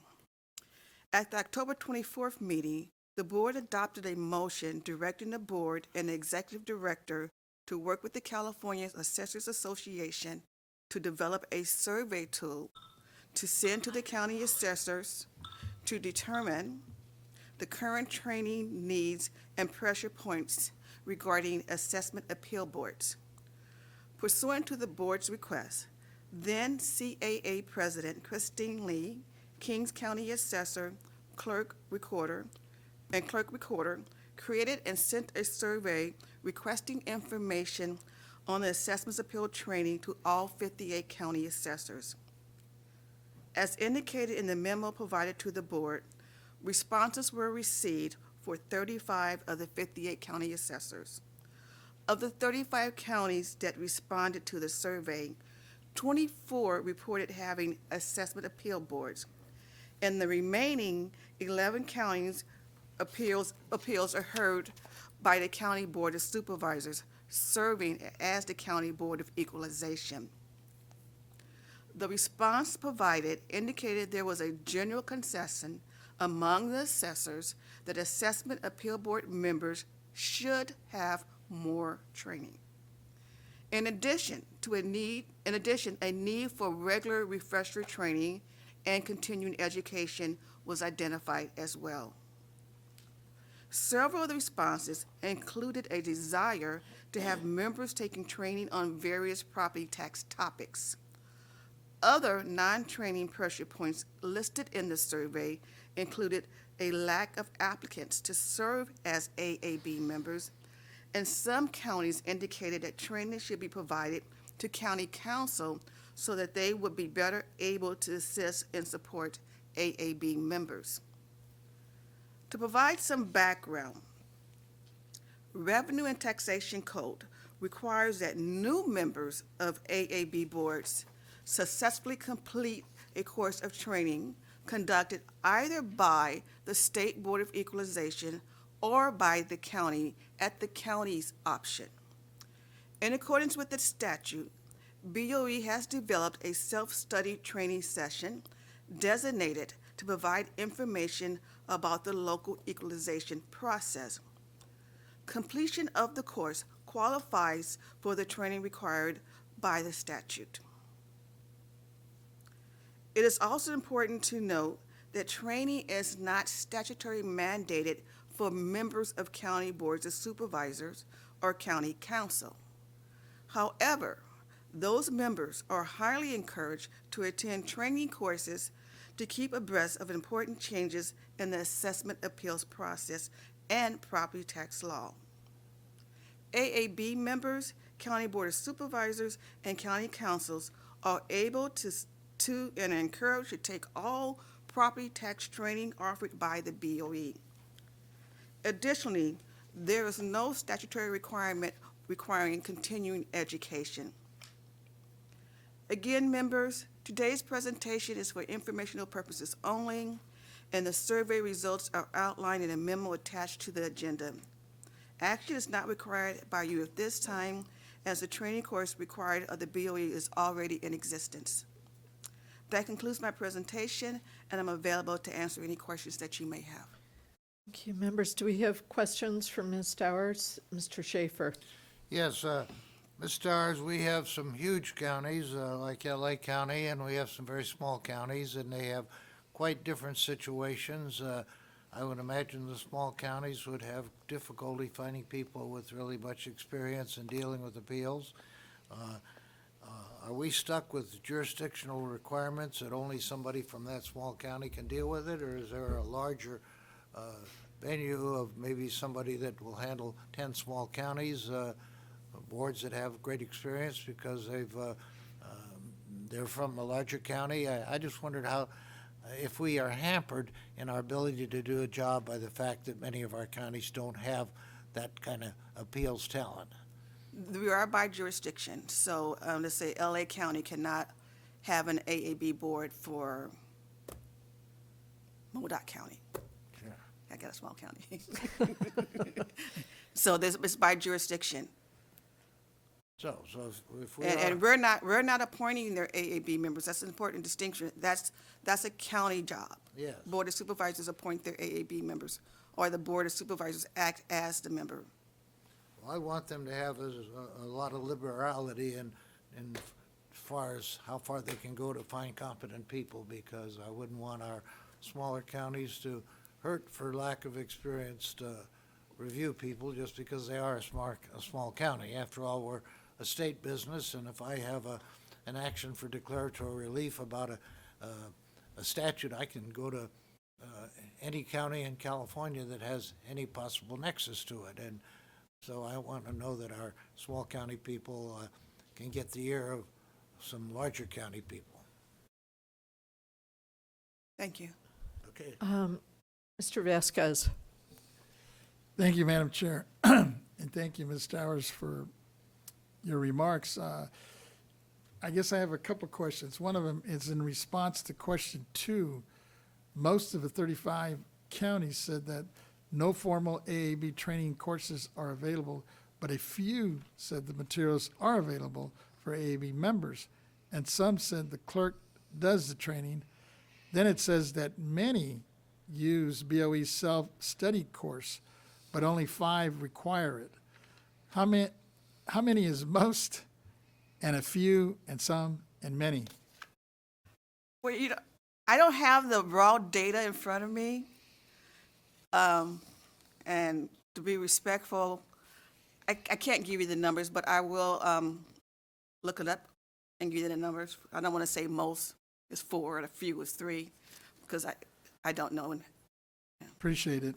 And the second question I had is, in response to question 4, it appears that there's a general consensus from the 34 assessors responding that more training is needed, including refresher and continuing education. They also provided suggested topics or pressure points in terms of training needs. Since many of these topics are in the BoE assessment appeals manual used for a self-study course, they must not consider the manual sufficient to meet their training needs. Are there ways to make the manual more useful for training? Okay, thank you for the question. Where I saw their need for more training is not just limited to the training material that's in the AAB manual. I took that to mean that they're looking for more technical property tax training, change of ownership, Prop 19, welfare exemption, possessory interests. Technical training that my team offered to the assessors and their staff.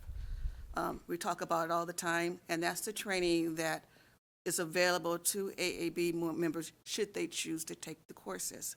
They just need to reach out to us. And we have our part in it too. We're making more of an effort to let them know that they may attend our training courses. We've opened up the lines of communication with the County Clerks Association. From that conference I went to late December, we talked about training, reminded them that they can come to our training courses. They would like for us to continue to come to their conferences and maybe next year do something a little bit more technical that we will hit some of their members as well. Now, the other part of your question was, what can we do about the manual? Now, in the manual, I've had this conversation with another member. When you look at the manual, you would think that it's outdated, because I think it's dated 2015, 2017 reprint. But what we have done is when there's been a new rule, a new regulation, a precedent court case, we go to the manual and we annotate. So when you get to that section, you get the most recent information. So they are receiving current information should they choose to use that manual as their training tool. And we recognize that we could have a project, and we should have a project of really doing a complete update of the manual. That is a long-term project. And we have to be, it's in our things, on our long list of things to do for Mr. Young, but it is a process that can take 18 months to 2 years. And when we go through that process of updating that manual, we will have to have an interested parties process to provide the public with an opportunity to have input on the training manual. And depending on their input, it could extend the process. No, exactly. I guess along those lines, you mentioned, it's a long process to update, because I noticed it's like 170 pages long. And some of the topics they suggest are hard to find. And I'm just wondering, are there updates that may be needed, or what do you think the department suggests? Mr. Young? I see him coming up. I felt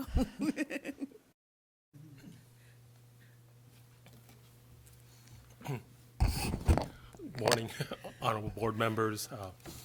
David Young, Deputy Director of Property Tax Department. So thank you for this opportunity to add a little bit of discussion to our topic here. So yeah, our assessment appeals manual was primarily drafted about 18 years ago. It's been updated ever since. It's chronologically updated as new development comes through. It is on the agenda for our revisit and a more general cohesive update. But with scarce resources, we have a couple of other manuals that are actually in front of it right now. Particularly, we have some expertise that we probably only will keep for about a year and a half. So we want to take advantage of that and update 2 other manuals. But it is on the agenda, and we are looking at it. Some of the other things that are available on our website, we actually do provide a fair amount of technical training on our website. We have self-study courses in many of the topics that were brought up in the survey for need and training, change in ownership, welfare exemptions, and whatnot. We actually have components of training for that. So those are self-study. We have made available our regular courses that are given to certified appraisers. Certified appraisers are required to take continuing ed, so they usually get priority. But AAB members or other folks in that area are welcome, depending on availability. So we are addressing some of those needs.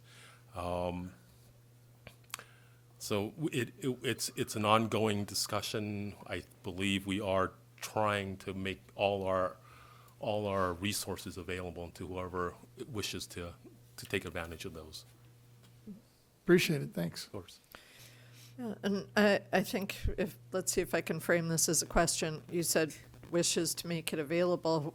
We don't have any power to reach into counties to mandate that the boards of supervisors acting as a board of equalization or as an assessment appeals board that they accept the training, or that individuals complete something that we've thought up on our own without statutory support.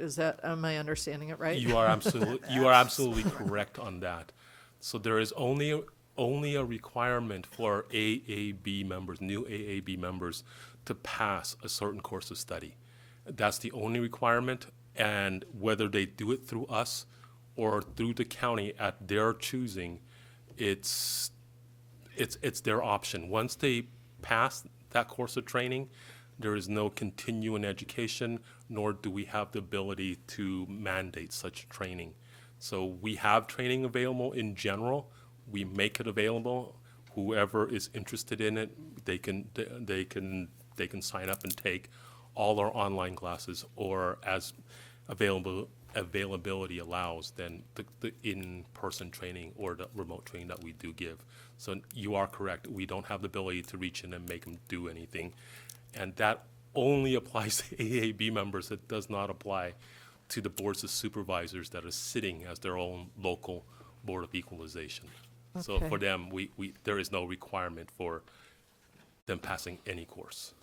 Okay, and I saw in the report results, and I think I heard this from either at our previous hearing or kind of on the digital street somewhere, about some counties suffering from a lack of ability to really compensate people to serve on an assessment appeals board in a way that would be motivating to them. And so we don't have a role in funding. Unfortunately, that.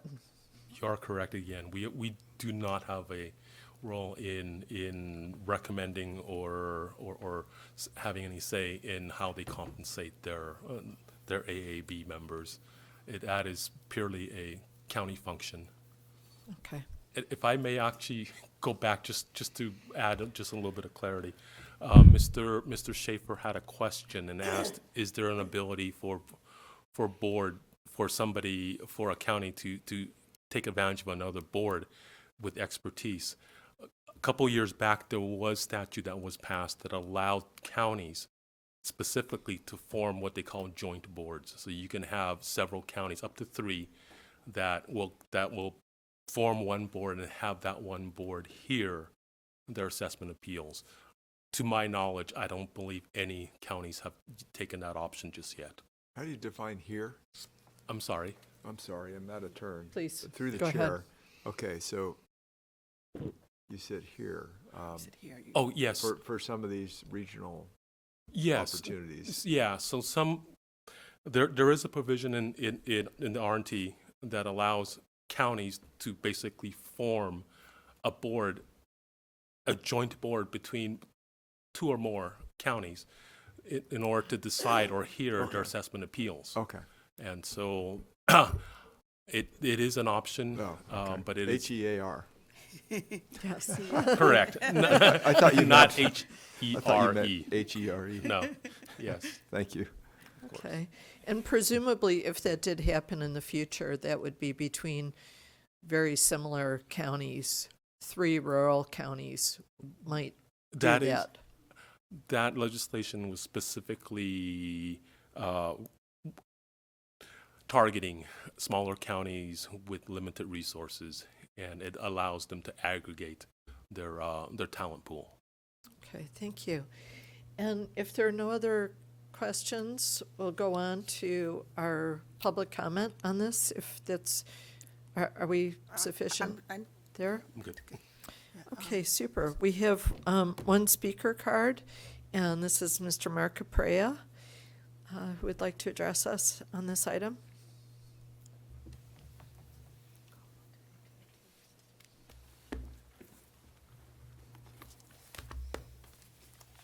Thank you, Madam Chair, members of the board, Ms. Stowers, and staff.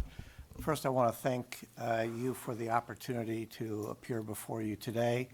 For the record, my name is Mark Aprea. I'm with the firm of Aprea and Company, and I'm here on behalf of our client, the California Alliance of Taxpayer Advocates.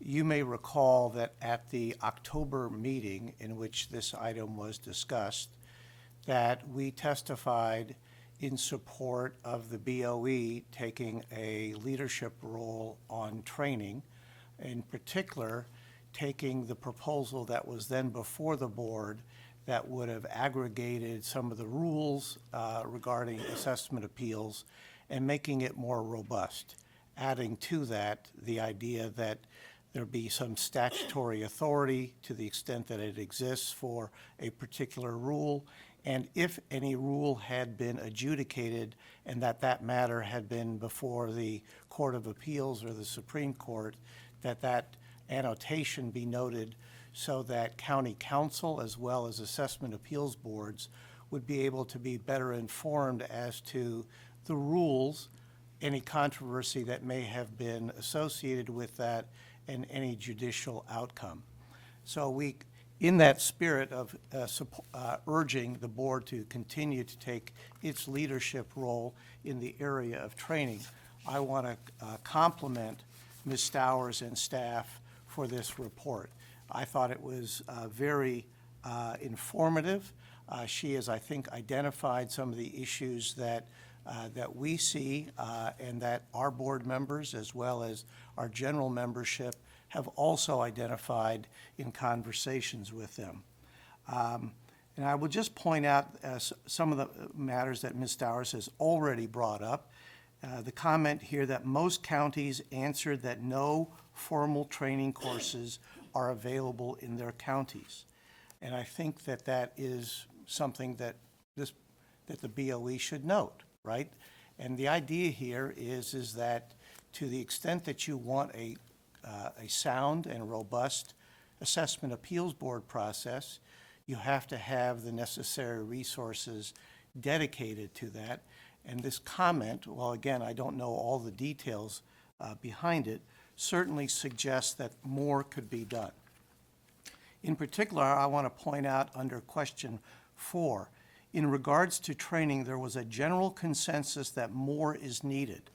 In addition, a need for regular refresher training and continued education was mentioned frequently as well. I want to point out that while the California Assessors Association, or their members that responded, and CADA, are in 100% alignment on this. And that they then went on and identified some specific areas where this training could be enhanced. Time's expired. Okay. he could continue if you'd like. Members, if there isn't an objection, I'd like to allow Mr. Aprea to sum up because he is providing relevant information to us.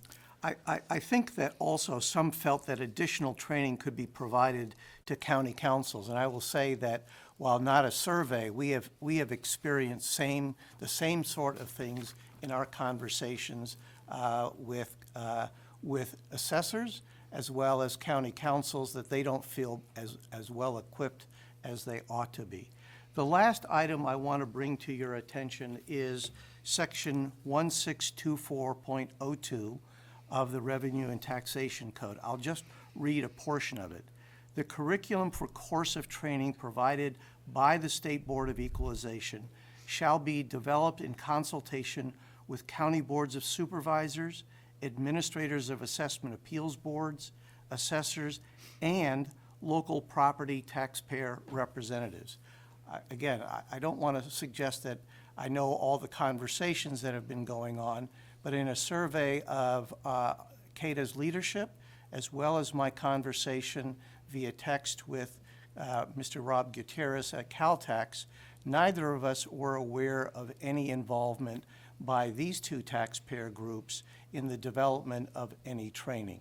So we heard earlier that the training has been, 17 years before there's been a major revision. We would encourage the Board of Equalization to make this a priority because to the extent that you don't provide that kind of those kinds of resources, we won't get to the kind of work product that we want, and we will end up further burdening the court system because people will go to the courts to resolve their issues. Okay, thank you so much. And I would really encourage you to submit a written letter as well so that we can have a little bit of additional time to really get into those points. Madam Chair, I was going to say that in fact we are in the middle of preparing such a letter for the board. Okay, and we will, thank you. Of course, share it with staff as we develop that letter. Thank you so much. Thank you. Members, we did take the public comment on this item only under the executive director reports. So since we've had a public comment here in the auditorium, we'll go ahead and go to our AT&T moderator on this item only, and then we'll come back after item 19 on the balance of the items on the ED reports. So AT&T moderator, could you tell us if there is anyone waiting on the line who would like to comment on item 13? Currently, no one in queue. Ladies and gentlemen on the phone to comment on item 13. Okay. Keypad at this time. Thank you so much. And again, members, And we do have one respondent. We do have one respondent now with a comment. Oh, okay. Could you put that person on, please? Yep, absolutely. Be 1 second. We're going to get a line. We're going to get a name here for that person so we can call them out and so they know it's their turn. Be 1 moment here.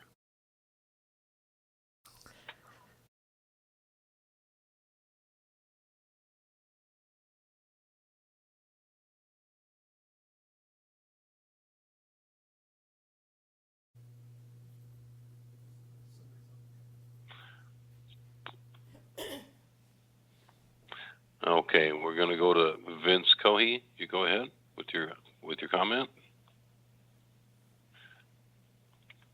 Now he's taking himself out of queue. No respondents in queue at this time. Okay, thank you. We'll bring it back to the board. Mr. Gaines, did you have a comment? Yeah, I did. I want to thank Mr. Aprea for his comments, and I was just thinking, it sounds like this is per regulation or statute, and he provided clarity in terms of making sure that we're including all parties as we proceed forward on our course update. And so I just wanted to see if this could be made available online or the course or the course. So we're talking about updating the course for appeal assessment.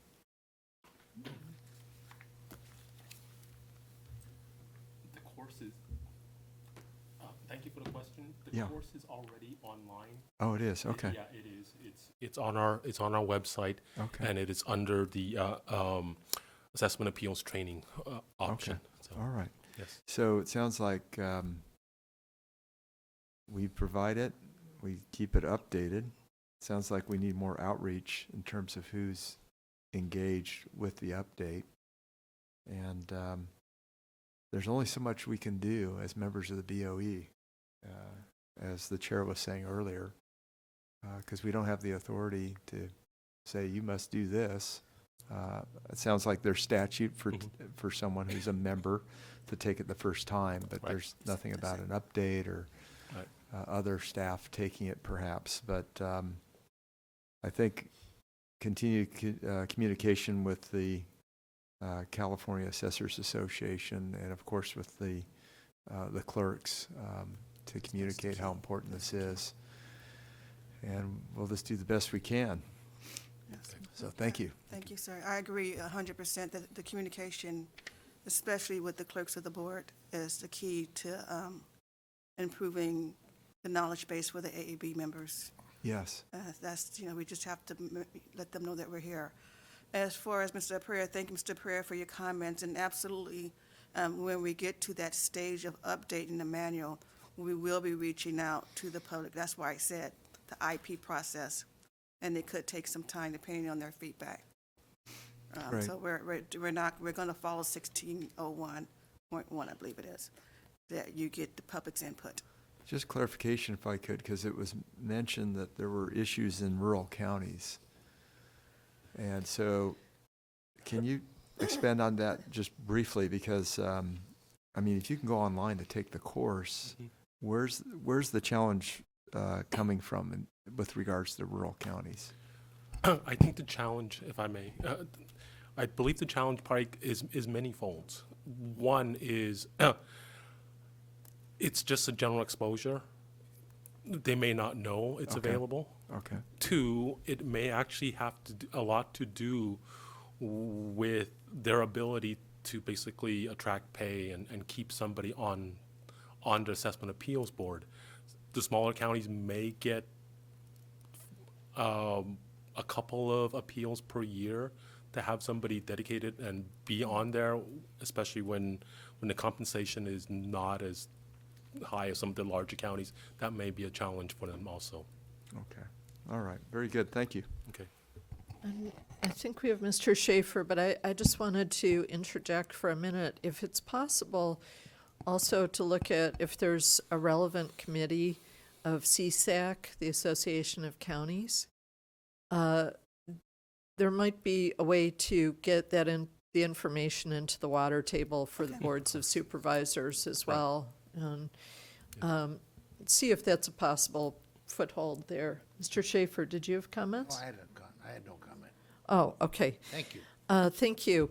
Well, Excuse me, Ms. Lieber, before we go. Yes. We believe that Assessor Kehoe is still on the line.